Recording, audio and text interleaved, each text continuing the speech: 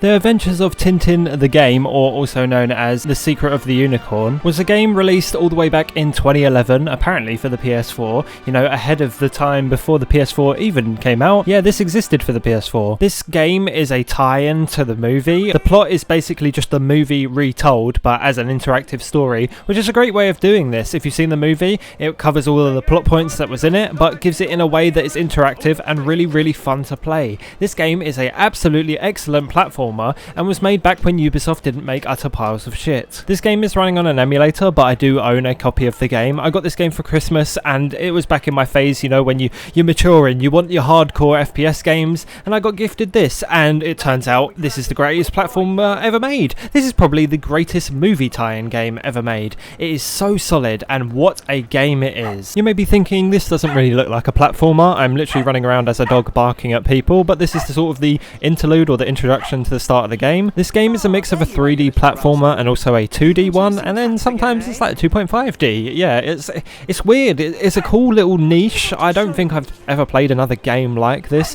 Little Big Planet doesn't even play like this. There's not really any 3D sections that run around like this until, you know, Sackboy's Big Adventure, but that's not really a Little Big Planet game because it doesn't even share the title. I don't actually know why the subtitles are this large. When I was playing this, I was like, this is taking up 75% of what I'm actually looking at, so I turned them off after a while. The dialogue's kind of unimportant because it just follows. You sort of understand what's going on by just seeing what happens, you know. I don't remember reading or listening to any of what was said throughout this game, and I still had fun playing it, so I guess it doesn't really matter. We barter for a boat, and to be fair, never pay the man. This guy never.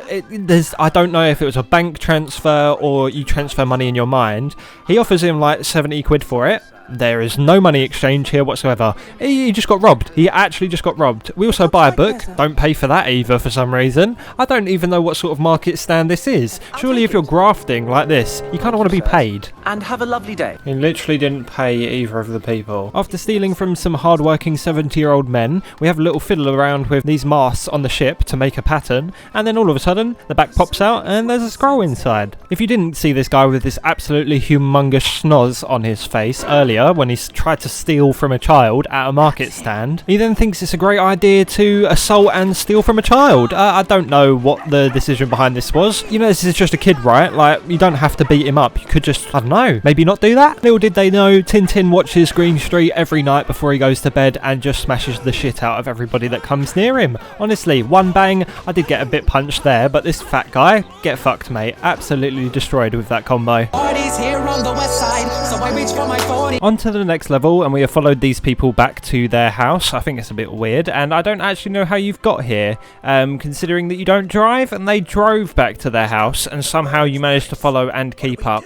And there's also two other people who have joined in. After trying to enter the house from the back door, and it not working, we then have to follow a rat all the way down into a hole in the floor. We then dig our way down into the 2D platforming section of the game. This is where the game really starts and actually, you know, is a game. This whole area, or the whole of this level, is more of a tutorial in how all of the different things in the game work and what you'll be facing further on as you get through the story. After learning how to attack, dig and climb, this is where you're thrown into Tintin's tutorial, and it's exactly the same as the dogs. You can just go up and down different floors in the level. There's also a part on stealth takedowns and just beating up literally everybody inside of a room. The fighting mechanics, for how simple they are incredibly fun and just work so well with this game. Obviously this game is designed for literal children because it's about a children's movie. It doesn't take away from the fact that it is actually very fun to play. Although it's very basic and it's not too difficult, it is still an incredibly good game. Throwable objects are also another mechanic, which are mainly used for puzzle solving, and then you can also throw them at the enemies, and they also come in 3 different types.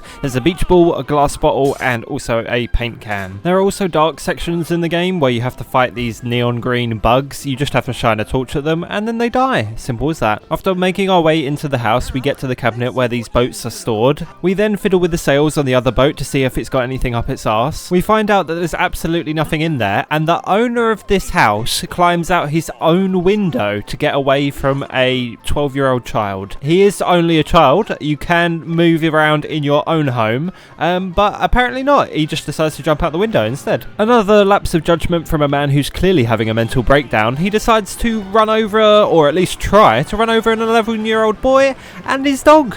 Don't know why. You are an adult. This is your own home. You do not need to drive your car and break everything in your garden to try and kill an 11-year-old boy because he saw you with a bit of paper. Like, what do you think this 11-year-old is really going to do? Realising it's not the best idea to flatten the child with your car, he then gets knocked out by the people standing outside of his fence. We think, oh my god, we've been saved. Nah, mate, you're also getting kidnapped as well. After waking up on a ship and being interrogated about where our scroll is, yeah mate, apparently it's in the dog's ass. I've got no idea because he gave it to the dog. Where's the dog going to put it? I've got no idea. Almost get crushed by a vent in the ceiling, just a Among Us reference right there. No, actually it's the scroll, and yeah, the dog's here as well. I've got no idea how you unbolted a vent or got on this ship and found us, but cool, yeah, sure mate. Into the second level now, and we're escaping from the ship that we've been captured on. We're looking for a way out, or just a way anywhere really. We're introduced to another mechanic in the game, which is wet paint or slippery paint. Yeah, people can slip along it and then knock themselves out, apart from when I, skip that bit. But yeah, there he is, knocked out. And also you can slide along it too, but you'll be able to stop at the end, unlike everybody else, because they just keep going forever. Yeah, Tintin though, he's completely fine. Although there is also a new enemy type, which is the scuba diver helmet guy. They are immune to punches and thrown objects, so the only way to take them out is to get rid of their armor first. What you have to do is bait him into slipping on the paint, slamming himself into the wall,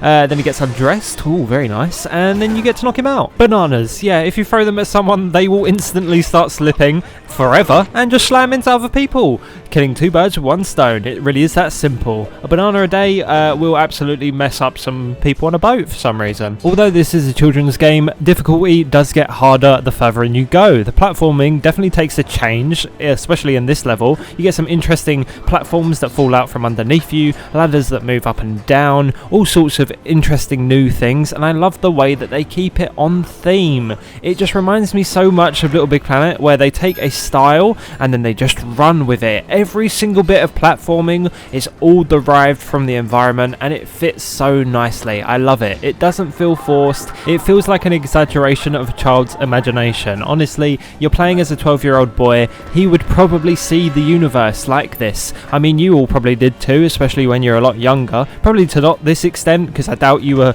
parkouring your way through a ship that you've been captured on by a bunch of older men. But if you've had that experience, let me know. This might be exactly the same. I think in this game they want to cut down on cutscenes as much as possible, because they know their target audience is children. Yeah, they got a short attention span. I mean, look at the youth of today.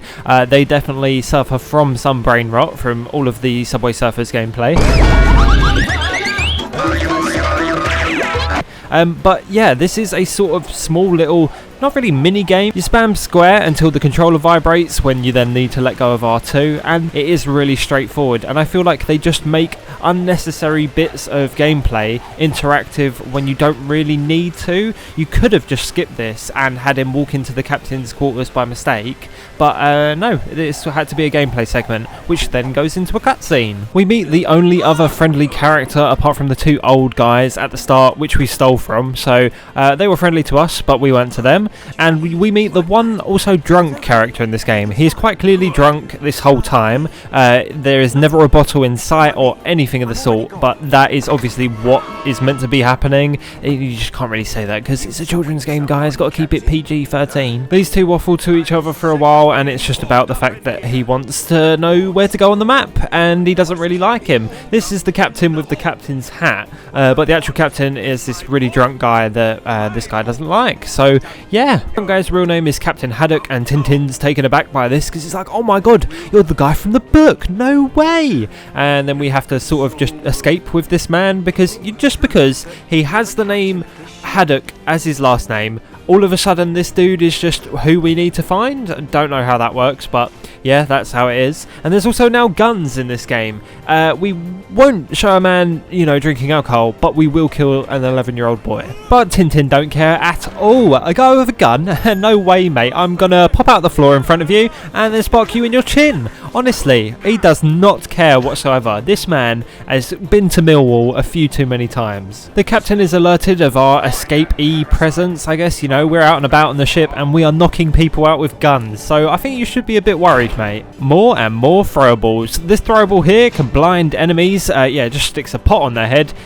They can attack if you do walk into the range whilst the people are punching and they hit you first without you hitting them. You will obviously still take damage, but it does mean they're still blind, but you can also sneak up on them and slam their face into the floor. Blinded enemies can also attack other enemies, or I suppose for them, fellow teammates. So if they do get in range of another enemy, they will knock them out. After grappling him through the window, we confront the captain, and you know, the captain being a full-grown adult that could definitely take on an 11-year-old boy, he just decides not to, and then we have a little friendly conversation about what we're both after, and then he actually tries to launch a flaming lamp at a child's head, and it doesn't work. We then get put into a boss fight where the first phase is over in a matter of seconds. He only would attack any time that I was near the fireworks, so I could just run to all of them and it was over in a matter of seconds. I don't know why they made it like this. I get this is a children's game, but this was so pointless to have because he would just lose straight away. He swings in to become one of the strangest enemy types in the game, where you can't punch him, but bananas, mate, they are... Get him away! After he slipped and hurt himself a few times, then the fight is actually over. We then get put into a cutscene where we return to Captain Haddock, where he explains the secrets of the unicorn. As he's telling us the story, we get put into more needless gameplay, where we're on the ship as him, swing a sword. Yeah, all you have to do is spam left and right on the left stick, and you will cut anyone instantly within a frame, or even multiple people at once. Anything can be done. As long as you flick the stick rapidly over and over again, it's an insta-win throughout this cutscene. As you just saw there, I killed someone before it even gave me control of the character. That is how simple it is. And again here, I just wiped these 3 people out in a split second. That it makes this whole sequence pointless. There's no point to even making a block and defense system. You just spam left and right and they die. That's it. What's really been happening whilst we've been fighting people on a pirate ship all of a sudden is actually Captain Haddock is hallucinating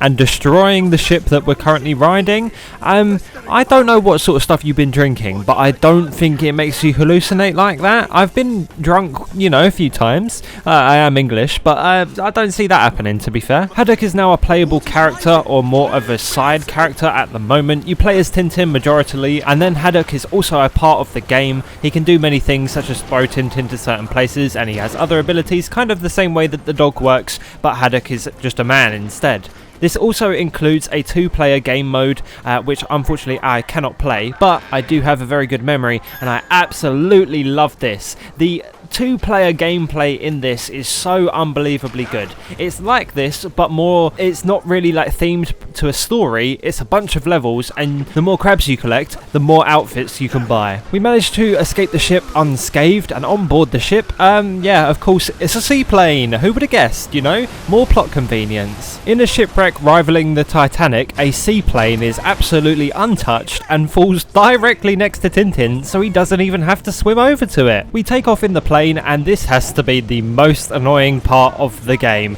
I get this game is made for children, but why are the controls in the plane inverted? I mean inverted in the wrong way. You know where down is up in a plane because you pull back on the stick and then the plane goes up? Oh no, that's way too complex for children to learn. Nope, we have to flip the controls around so down is down and up is up, but it makes no sense because I'm in a plane, so it should be the other way around. The next chapter opens up with me turning the subtitles back on. I don't know why, I just thought, you know what, I'll put them back on, because then at least when you're watching the cutscenes you can sort of see a bit of the dialogue rather than not hear it whatsoever and just hear me waffle over and over. But yeah, more plane flying. My brain all of a sudden was like, oh okay, I understand it, it's up is up and down is down, and then I realised I was in a plane, and then my brain just got fried, and then all of a sudden just went back to normal and was like, oh, this is how you're meant to be flying instead, and I just had trouble straight away. It wasn't fun. As we safely escape the canyons, you would think, oh yes, an adult definitely did this. No, 11-year-old child, here he comes. I think he's 11 or 12, you know, he's around that age, but he's definitely not the age to be flying a plane.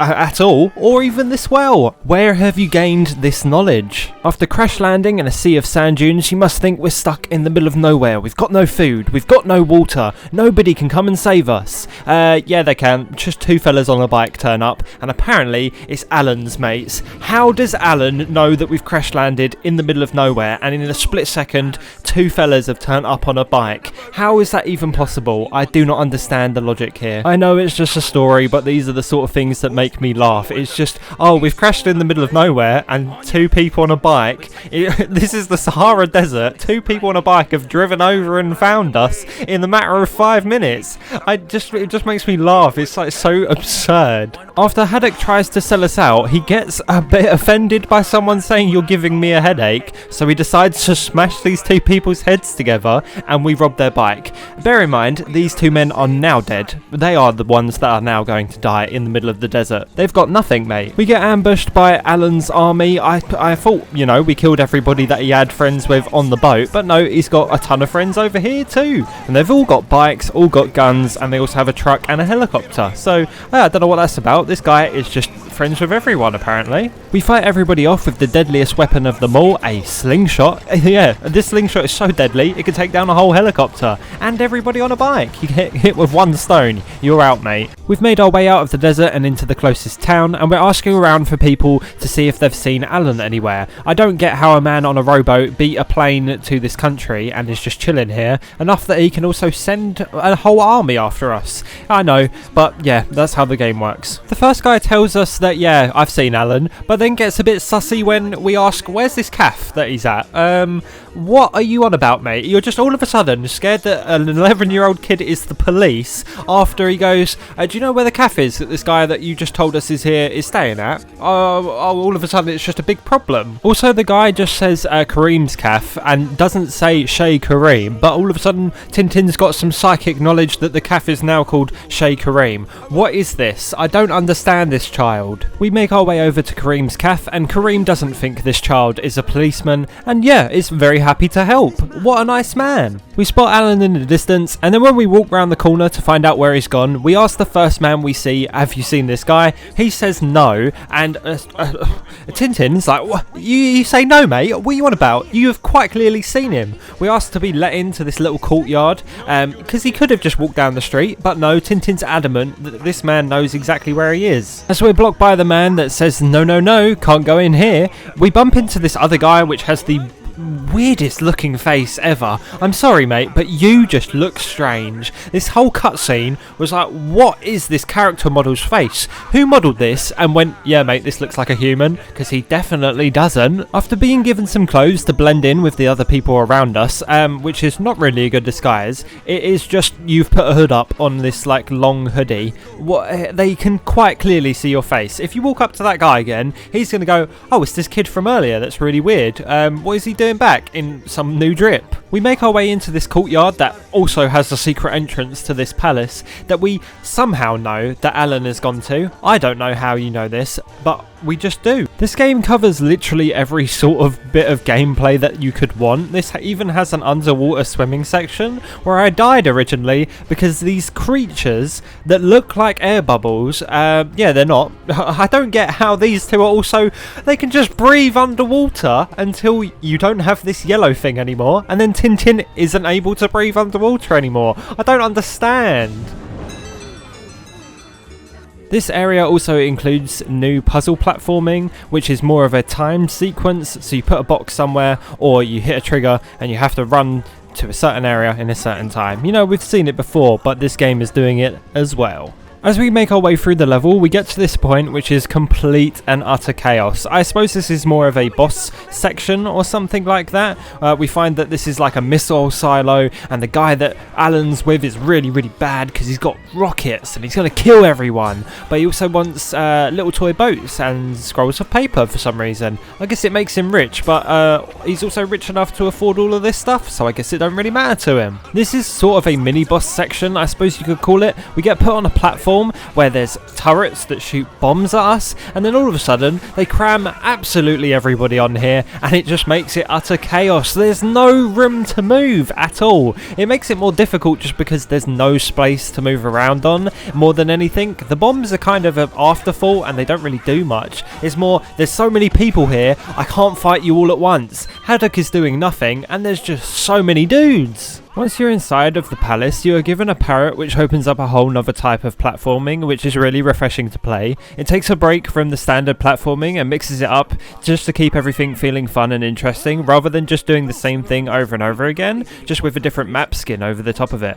I just like how the fact that they've actually gone to the effort of changing it up and not just keeping it the same, which they could have done because, you know, this game is for children, but no, they went an extra step and actually made the gameplay very good for anyone to play. I'm really enjoying myself. We finally find the last unicorn, and we also meet Ben Salard for the first time, where we call him out on his missile silo that he has stored underneath the palace. Alan decides to break a mirror and give himself 7 years bad luck. I also don't understand how he's even out here in the first place, considering he's actually standing on a ledge several stories up in the air, which Tintin goes, yeah mate, I'm just going to tackle you through the window. And I don't get how they both don't die. We also have this same silly boss fight, but Alan now has a gun and only knows to spray from left to right. We'll still throw a bomb at a pile of fireworks and blow himself up 3 times, where he then decides to swing in and try and take care of it himself, where instead of him being afraid of bananas, we're throwing literal explosives into this man's face. Ben gets chased off by Snowy and we somehow climb our way all the way back up here, and then we get to have a fiddle with a boat and grab ourselves the last scroll. We return back to Haddock, where he also has another hallucination where he fights this really buff dude on a little boat whilst watching over the Pegasus as it blows up to make sure that it doesn't get into the wrong hands. We start the next level in the plane again. We have to fly through these hoops whilst also taking photos of little tiny rib boats. I don't know why he bothers to do this. It just kind of shows that other people have turned up to the island. I get that for story logic, but overall it doesn't really make any sense. Like, you don't need these photos. You could have just gone, oh yeah, look, they've turned up on a boat. Okay then. They also make you do way too many of these. This is like unnecessarily long for no reason. I don't get what I would have just rather not had this section in the game and it be slightly shorter than having to fly around through these hoops at such meticulously slow speeds, because otherwise you're going to miss one of them. It just seems really unnecessary and I don't actually enjoy this section at all. We land the plane and have to make our way towards the castle. We have to go underground, which actually unlocks another new little throwable item. It's a torch which you can set on fire, which actually plays a part in some more puzzle platforming and can also be used to be thrown at enemies, which kind of acts like the banana. They get set on fire and they just run in one direction until they fall or die or hurt themselves. It's pretty nice. I actually really like the way that they change it up ever so slightly, but it still adds another level of depth to the game. It just adds to the game in a different way, and I think they did a really good job of this, considering that they could have recycled so many things over and over again and their target audience wouldn't have noticed whatsoever. But I just genuinely like this attention to detail. They use the flaming torch in many ways. We have to throw them to ignite them off of certain things, to cut ropes and make platforms fall, and then you also have to throw them over certain areas to make other things light down on the other side. I think it's nice that the way that they do this, because it makes you think outside the box and you kind of have to look around to figure out how stuff works, like throwing this one over this rock to make sure it lands and lights the barrel on fire to blow up the wall. I really like that sort of puzzling. It's very nice and it just makes it a tiny bit harder and a bit different, and it changes up the game more than just having the same thing over and over again. There's another part where you get to play as Snowy again. It's quite nice that they add these in. It does break it up and it makes the platforming different as well, because Snowy climbs differently to how Tintin and Haddock do, and also the platforming kind of has to be kind of small because the dog can't jump very high, but climbing up these walls is different to doing wall jumps over and over again. It actually goes into a bit where a cutscene transitions into gameplay. It transitions so flawlessly I didn't realise, and then was like, oh my god, Snowy's going to drown, and then it was like, oh, you're in control, and I had no idea. It's literally so smooth that I had no idea that that was going to happen. They do keep some of the mechanics the same, but reskin them just to make them fresh and fit the area. There was no need to change these into men with suits of armour on, especially from this sort of castle, but I really like the attention to detail and the fact that they bothered to do it. They could have just made them, I don't know, a tough enemy that sort of acts the same way, but making them put on a suit of armour really fits the theme and it just looks really nice. One thing I do dislike is Alan's boss fight. It keeps it the same every single time. Only small little things change, like you have to blow up these wooden barricades to get to the fireworks to blow him up. He still does shoot in a straight line where the bullet holes are just floating in the air, but it's just dumb, man. I don't really like this boss fight because it's blow him up 3 times, he'll swing in and then knock him out 3 times. Same thing over and over and over again. It's just Z. We also get given another Haddock section where he's a pirate on a boat again. It's another simple fight thing. This one actually doesn't change at all anytime that it comes up. It's always the same mechanics, always the same little fighting thing. I guess it's just a way to make the storytelling interactive, which isn't too bad. I really shouldn't be hating on it as much as I do. It just is so simple and feels very pointless when you play it, but I guess that's because I'm an adult and not a child. It took them this long to realise that the 3 pieces of paper that they had, you can stack on top of each other and just put all of the numbers together. It's like kind of obvious from just reading the paper, like, oh, there's numbers at the bottom and they're on each sheet, maybe I should put them next to each other and see what they say. I don't know, mate, because all of the other text is exactly the same, but the numbers is the only thing that changes. So surely you would have just put that together in your head by now, Tintin. You're meant to be this giga brain, like, smart child, but you couldn't figure this thing out, could he? After making our way back to Brussels, we're in for the shortest mission of the game, which is also the last one. Barely anything happens in here. I suppose it's because they just went and reused the whole environment. You basically just get to play as a knight for a little bit and just one tap absolutely everyone that is around. We don't even get given a boss fight. All we get given is just one room that keeps spawning loads of enemies in it until you fight 2 knights, take them out, and that's the whole of it. I had more trouble playing that lift thing with the bombs being thrown at me than I did anywhere at this end of the game. I thought it was meant to progress and be difficult, but no, it's pretty simple. You do get to 1v1 Alan with a sword, but as soon as you block him once, you then have a quick time event which wipes him out straight away, and that is literally the end of it. A lot of building up to absolutely zero payoff, which is actually kind of disappointing. I do really rate this game. I think it's excellent, and I did have a lot of fun playing the 2-player mode when I was younger, which is really good. And if this video does well and people enjoy it, then I'll come back to it and then give it a play and make a video on it, or just go through it in general. I really did like that mode, and I think it's actually better than the main story, just because, you know, you're playing it with someone else and it makes it way more fun. We get thrown into a cutscene where we find the smallest treasure chest. I thought, you know, this guy is a well-known pirate and he's very good at being one, but the treasure chest he has is the size of my fist, and I get, yeah, a lot of the stuff that is in there is worth a ton of money and would be probably worth a couple of million, but I thought he would at least have, you know, a standard treasure chest size, like, you know, the ones that every other pirate has. Nah, this geezer, just a little small one. Although it does also come with a deed from Charles II, where this big house that we're standing in, that this fat-nosed geezer owns, is no longer his and is mine. We do get accosted by 2 policemen that apparently Tintin knows. Oh, yeah, this geezer knows absolutely everyone under the sun. I got no idea why that is important to the story. I guess it's more something that happens in the movie, but it makes kind of no sense here because you never see these policemen up until now. Yeah, I don't know. It was a pretty anticlimactic ending from a very, very good game, but if you took away the story and just had it as a whole, bear in mind that this game is for children. I think it is probably one of the best platformers and movie tie-in games that I think I've ever played. I don't know any other people that regard a movie tie-in game as highly as I would for this one, because I think this is great fun, and for what they've done for their target audience, they have hit the nail on the head perfectly. Literally one tap that nail into that wooden board. Perfect game, I would say, for children. It's just great. Thank you all very much for watching, and I really do hope you did enjoy this video. I really liked playing this game again. It was really nice, and I do want to actually get into playing that 2-player mode again. I just need somebody to play with it, really. I need people around my house to be able to play that. But yeah, no, if you do like this video, please let me know, and I'll try and get that video done as well. But thank you all very much for watching straight to the end of the video. I really do appreciate that. And thank you very much to my money havers, Andrew, Grim, Luna, Olam and Swoozy. Thank you ever so much for supporting the channel. It really does mean a lot to me. If you'd like to support the channel as well, please do press the join button below. Subscribe for more of this stuff, and I'll see you a lot later. Goodbye.